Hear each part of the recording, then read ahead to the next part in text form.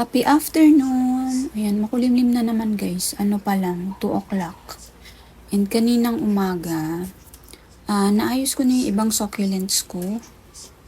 Ayan, ewan ko kung uulan na naman mamaya.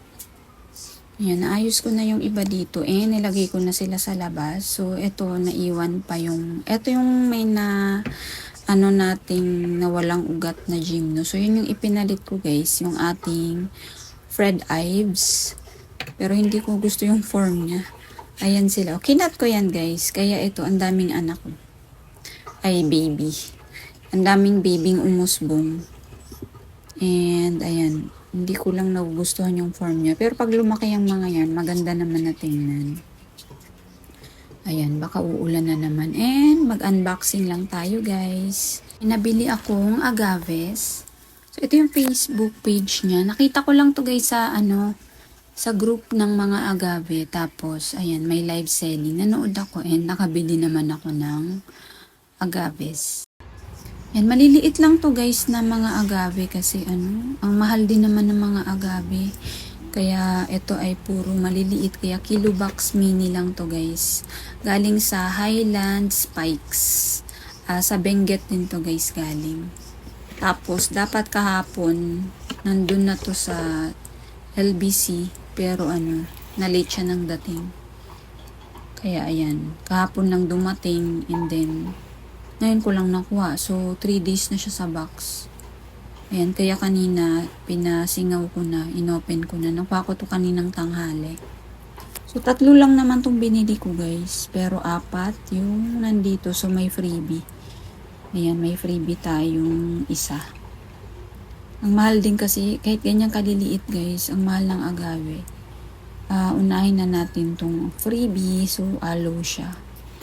Nakikita ko na siya ay aloe. So, okay lang kasi isa din yung aloe na matibay ngayong summer. Kahit sa tag-ulan naman, okay yung aloe. Basta wag lang or yung fast raining lang yung lupa. Ang aloe kasi wala namang arte. Ayan kamukha siya nung aloe ko na nasa labas. So, mabilis mag-anak. Yan, mabait din to na aloe.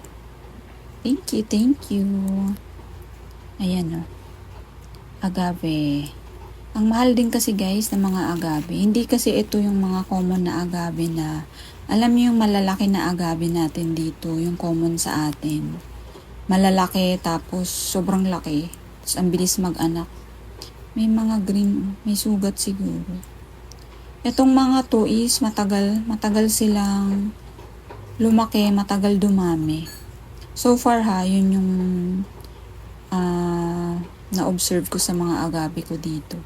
So dati guys, pag may agave ako, hindi ko na to niro-root trim. Tinatanim ko na lang agad. Ito si banana peel. Banana peel agave na non-var. Kasi yung variegated, ang mahal guys. Nasa 500 na. Hindi ko na kaya. So, ito lang. Parang ang ganda pa rin yun. Makakapal yung kanyang leaves. Tapos, yung isa dito, ganyan lang din kaliit. Ayan, 2 agave lang yung nakuha ko. Kasi budget lang ang natin. Ang ating pang-mine. Ko lang to guys, pa Mother's Day ko sa sarili ko. Meron din siya. Siguro nasugat yung dahon. Tapos, nakulog. Ang tagal niya kasi sa box. 3 days na. Ito guys, ang pangalan niya is Cubic. Cubic agave. Ito, tuwang-tuwa naman ako sa leaves nito.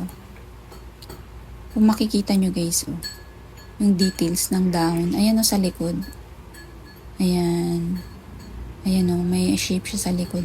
So, nung minamine ko to, nung nasa live, yung harap lang yung nakita, yung ganto lang.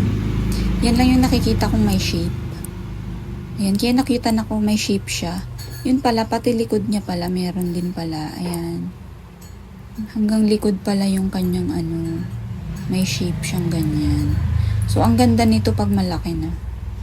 Ayan, natuwa naman ako. Pati likod pala ay meron. Cubic agave. Ang ganda pala nito.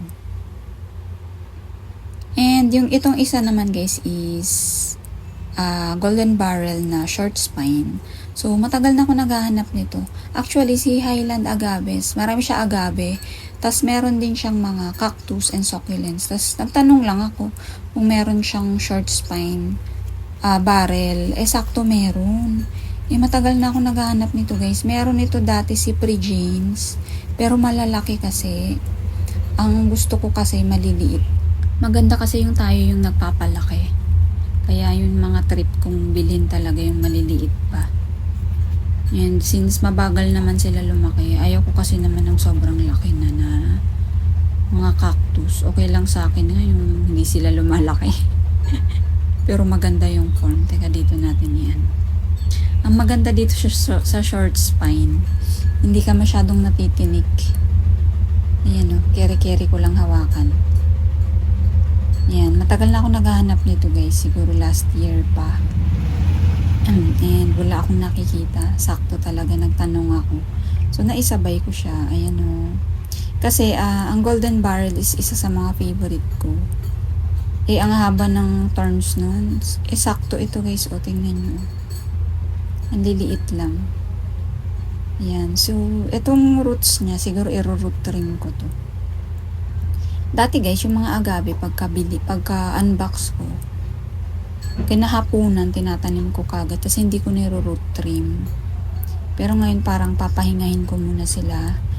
Bukas ko na lang sila itatanim. Pati itong ating golden barrel. Yan, super cute.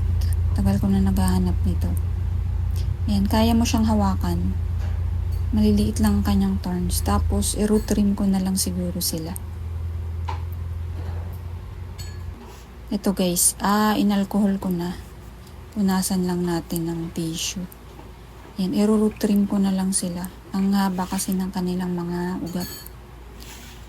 Yan, mag-iiwan lang ako ng mga 1 inch. Yan, ganyan lang.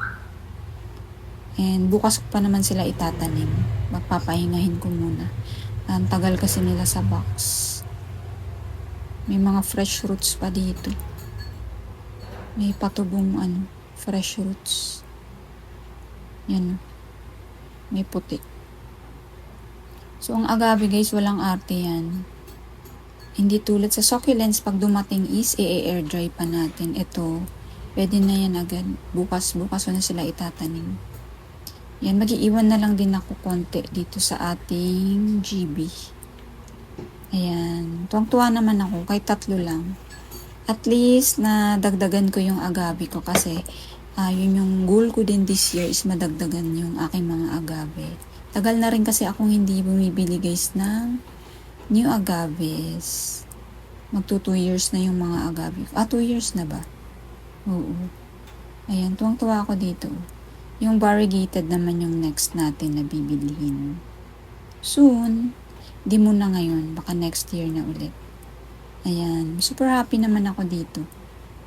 Ang cute pa nitong cubic. Ang cute ng kanyang shape.